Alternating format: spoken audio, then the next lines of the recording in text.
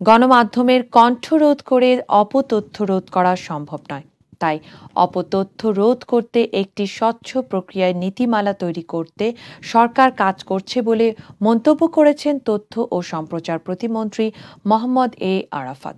প্রতিমন্ত্রী হওয়ার ১০০তম দিনে শনিবার ঢাকা রিপোর্টার্স ইউনিটিতে মিট দ্য রিপোর্টার্স অনুষ্ঠানে এই মন্তব্য করেন তিনি। তথ্য প্রতিমন্ত্রী বলেন, অপতথ্য রাষ্ট্রকে ঝুঁকির মধ্যে ফেলছে। তাই এ সমস্যা রোধে সরকারের ভূমিকার পাশাপাশি গণমাধ্যমকেও ভূমিকা পালন করতে হবে।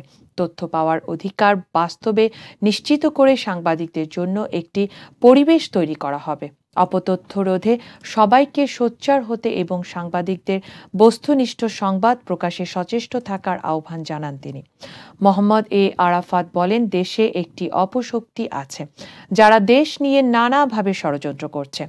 গণতন্ত্র ও স্বাধীনতা বিরোধী এই অপশক্তিকে মোকাবেলায় সকলকে ঐক্যবদ্ধভাবে কাজ করার আহ্বানও জানান তিনি।